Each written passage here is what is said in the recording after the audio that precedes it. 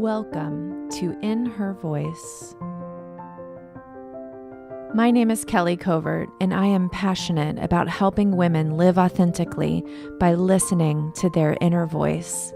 Get ready to be inspired by women of all walks of life that have set aside their should-bes and not good enoughs and are standing in their true voice, the voice of wisdom that each and every one of us has inside.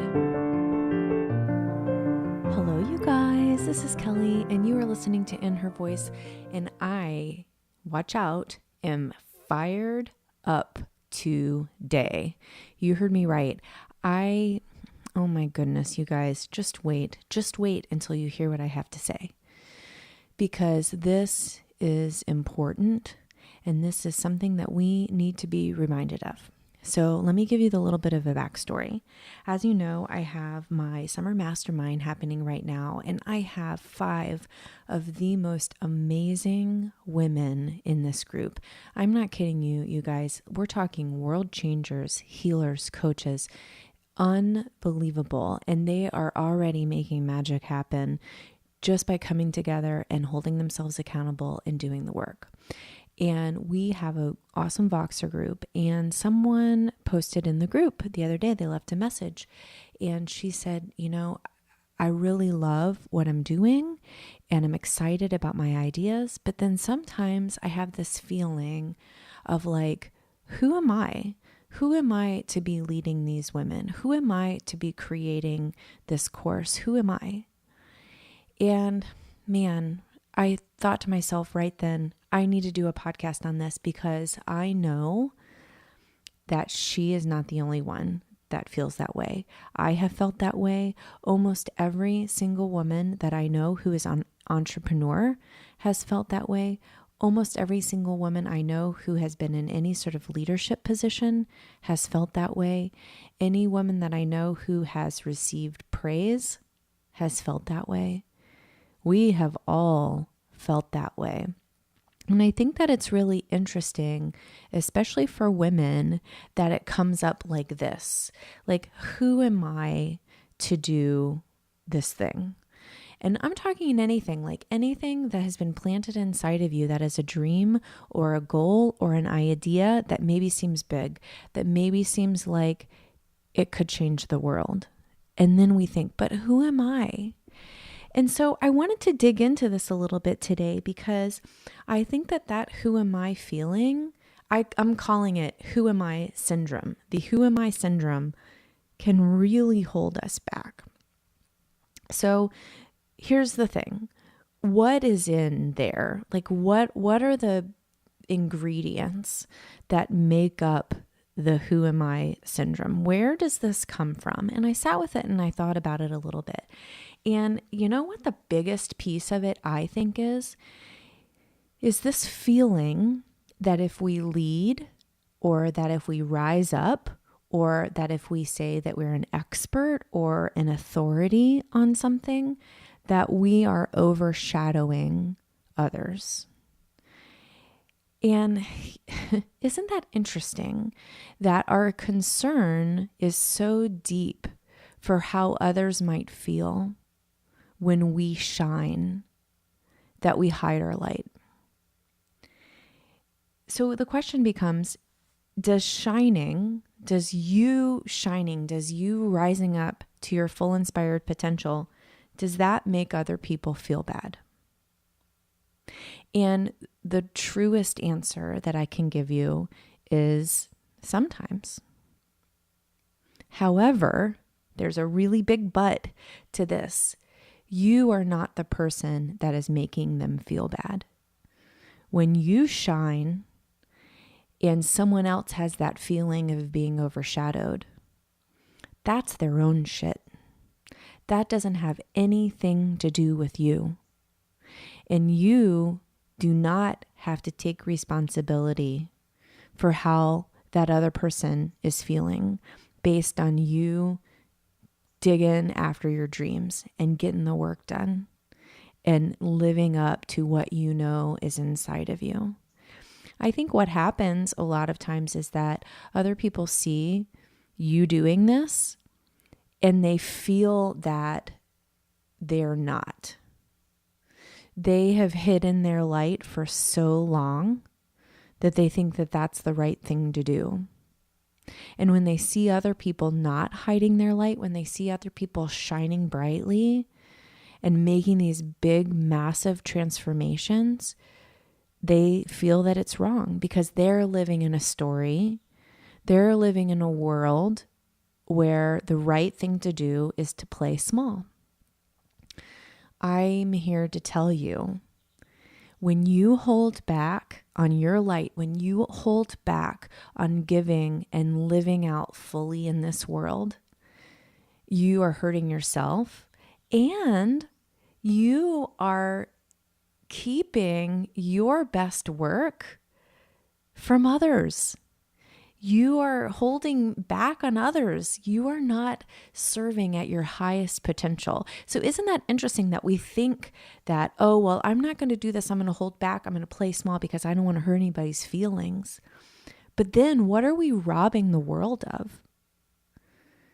You could be robbing the world of something that it really needs. But if you're too afraid of hurting someone's feelings to play big on that idea, it's never going to get out there. And yeah, maybe there's one or two people that you have spared them having to feel bad that they're not shining their light, but how many other people are missing out on your light? Oh my gosh, you guys. Please, please don't hold that back from us. We need that. The world needs you shining brightly. You know, when I grew up, my mom used to always say to me, oh, Kelly, don't brag. That's not nice. Good girls don't brag.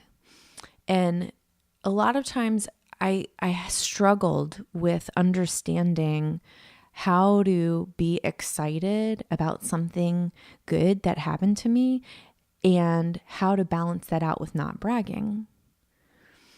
And I don't know that I don't know why my mom said that to me. I'm sure that it was a generational story that was given to her from her mom and then from her grandmother, right? Like it comes down.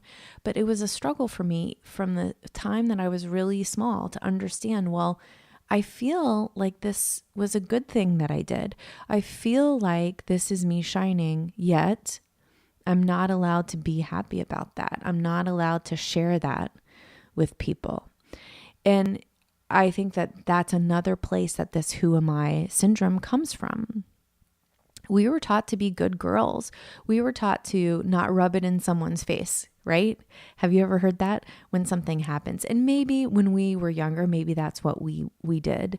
But I know now as grown women who are loving and kind and compassionate, when we share our gifts, we're not rubbing that in anyone's face. Right? We're just being who we were born to be.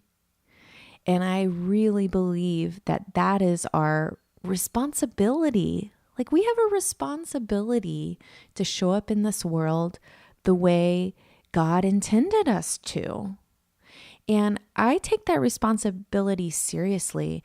And when my who am I thoughts come up, and they do, you guys, I would be totally dishonest with you if I said that I never had that feeling.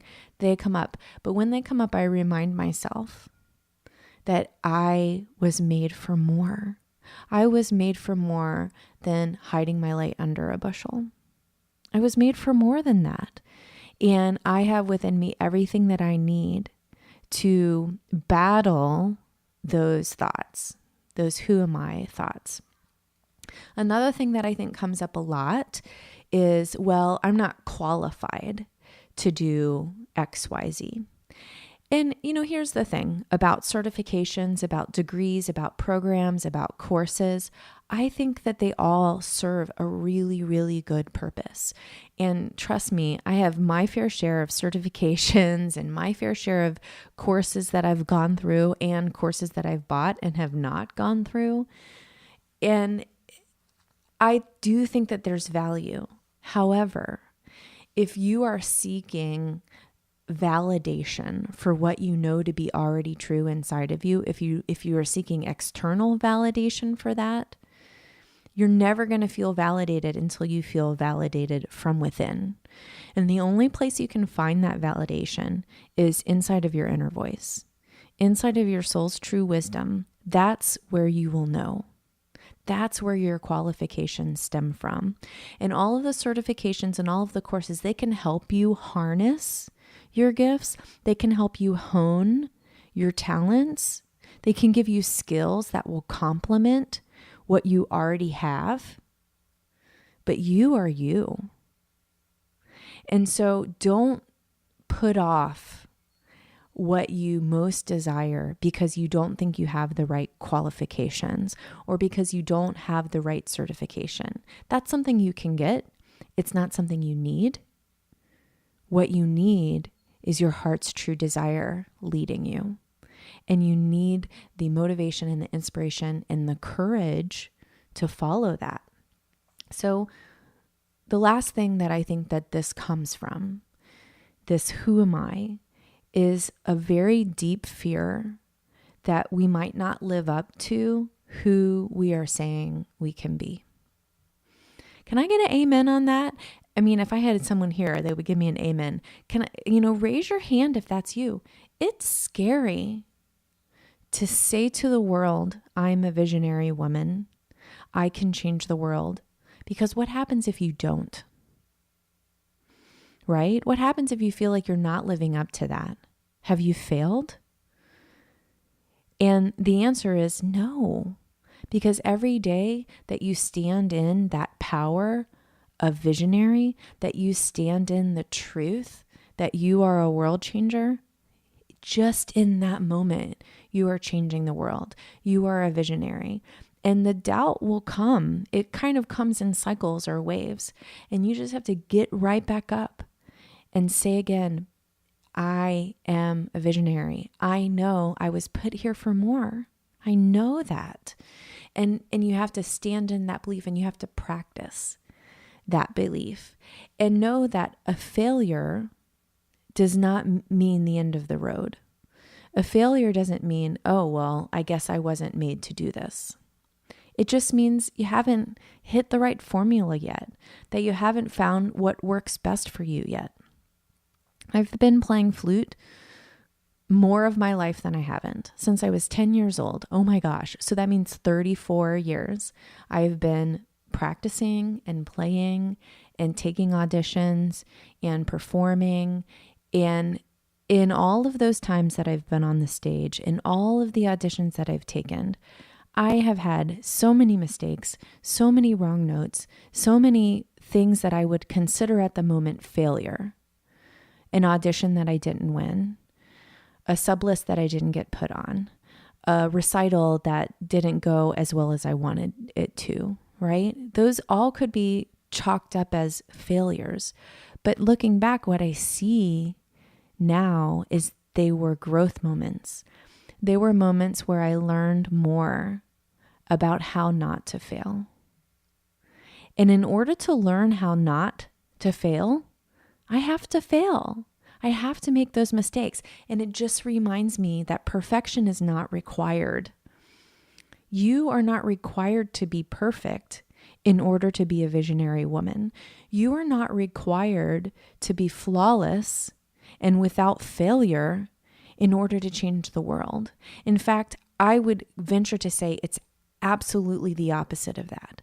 And if we went back in history and we looked at the women and the men who have changed the world in really, really big ways, you would see that the journey to that moment was long and it was filled with mistakes and filled with failures and filled with the courage to keep going.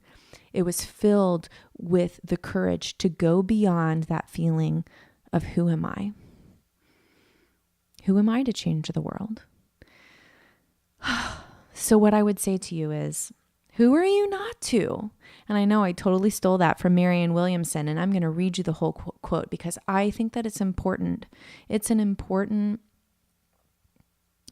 I don't even know, the words are more than just words. It's something that we have to write onto our heart and remember. So let me just read it to you right now.